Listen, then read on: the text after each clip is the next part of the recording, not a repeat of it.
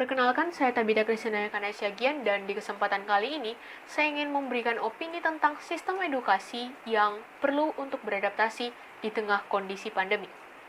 Saat ini kita semua tahu bahwa sistem pembelajaran yang kita lakukan adalah sistem pembelajaran online, di mana kita tidak bisa untuk bertemu atau bertatap muka, tapi kita melakukan sistem pembelajaran jarak jauh.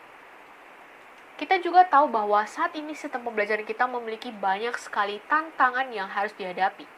Tantangan utamanya adalah akses dan budaya. Berdasarkan Badan Standar Nasional Pendidikan atau BSNP, dan juga seperti yang kita ketahui, masih banyak siswa yang tidak bisa mendapat akses internet. Hal ini bisa karena faktor ekonomi atau juga karena daerah tempat tinggal mereka yang akses internetnya terbatas, apalagi di daerah 3T, tertinggal, terdepan, dan terluar.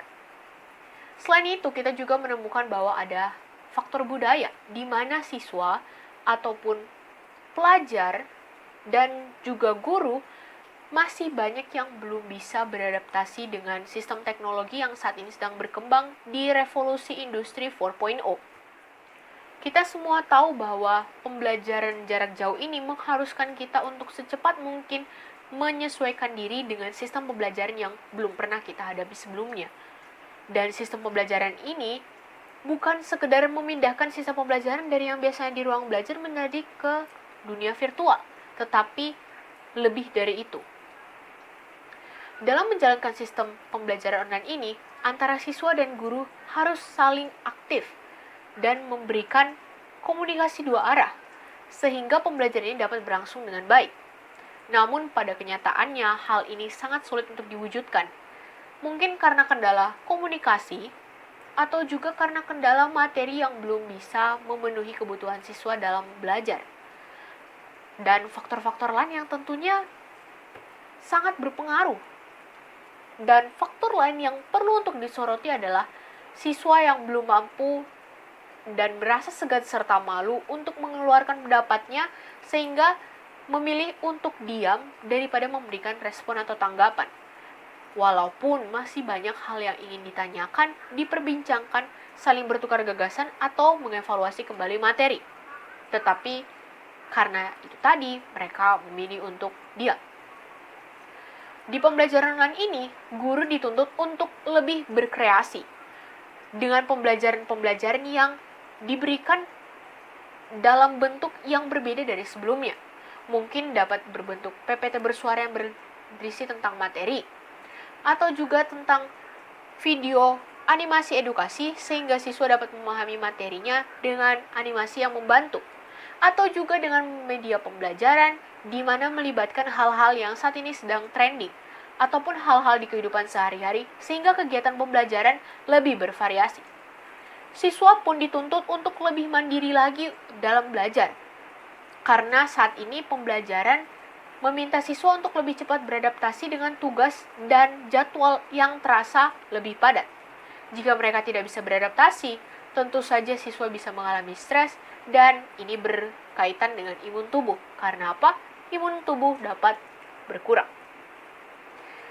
Tidak hanya guru dan siswa, pembelajaran online juga menyangkut media, di mana media dibutuhkan untuk membantu sebagai wadah pembelajaran, di mana media ini bisa sebagai tempat adanya materi yang diberikan mungkin berupa modul-modul, atau juga adanya materi berupa kesimpulan-kesimpulan tentang hal-hal yang harus dipelajari.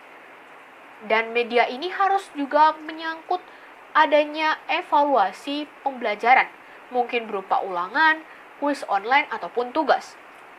Dan juga di dalam media ini harus ada forum diskusi atau ruang diskusi, sehingga ada interaksi antara guru dengan pelajar atau pelajar dengan pelajar. Karena seperti yang kita tahu, pembelajaran tidak dilaksanakan dengan tatap muka, sehingga bisa dikatakan interaksi itu berlangsung dengan lebih sedikit adanya interaksi antara siswa dengan guru atau siswa dengan siswa. Saat ini kita sudah tahu bahwa banyak sekali media pembelajaran yang dapat digunakan dan sudah terbukti mampu untuk memenuhi kebutuhan pembelajaran online ini. Contohnya Coursera, edX, Udemy, Kuiper, Ruang Guru, Microsoft Office 365, atau juga Zenius, Kelas Belajar, Ruang Belajar, dan Kelas Pintar. Dan tentu masih banyak lagi platform yang digunakan dan platform-platform yang bekerja sama dengan Kemdikbud. Selain itu, sekolah-sekolah juga sudah mulai menciptakan berbagai aplikasi web yang bisa digunakan siswa-siswinya dalam kegiatan pembelajaran. Dari pembelajaran online ini, kita semakin mengetahui bahwa siswa mempunyai kemampuan dan cara belajar yang berbeda-beda. Namun, kita diminta untuk lebih cepat lagi beradaptasi, karena sistem pendidikan kita akan dilaksanakan dengan blended learning. Blended learning adalah metode belajar di mana mencampurkan antara kegiatan belajar di ruang sekolah, di ruang kelas, dengan pembelajaran menggunakan e-learning. Itu berarti pembelajaran offline dan online saling menyatu dan digunakan secara bersamaan. Untuk mencapai hal ini, dibutuhkan kerjasama antara semua pihak, baik itu pemerintah sebagai fasilitator, pendamping dan mitra masyarakat, guru dan siswa yang harus berperan aktif dan bersama-sama untuk melaksanakan kegiatan pembelajarannya efektif. Orang tua pun tidak luput dari hal ini, karena orang tua bertugas untuk mendampingi anak dalam kegiatan pembelajaran.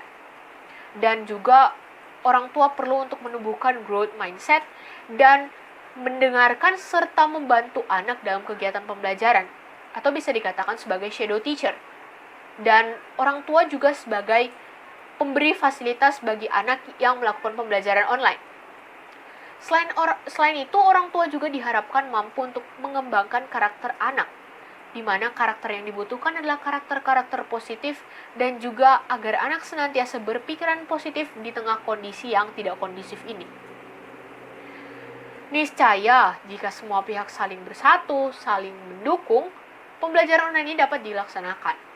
Berdasarkan penjelasan sebelumnya, kita dapat mengambil kesimpulan bahwa pembelajaran yang saat ini kita hadapi sangat memiliki banyak sekali tantangan dan terasanya sangat berat, bukan? Namun, kita tidak boleh menyerah.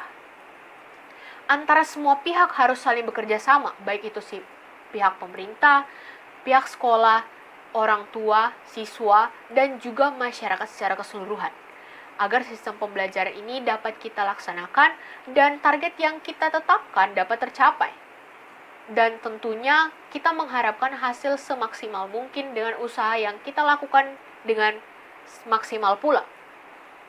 Meskipun pembelajaran yang saat ini kita laksanakan bisa dikatakan tidak semaksimal ketika pembelajaran tatap muka atau pembelajaran offline yang dilaksanakan di ruang kelas.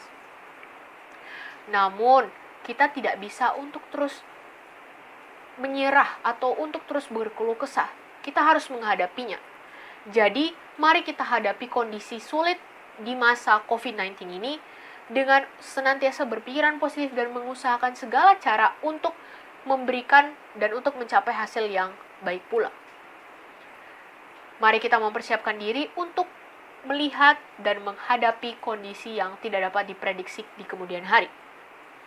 Sekian dari saya Tabita Siagian. Terima kasih dan sampai jumpa.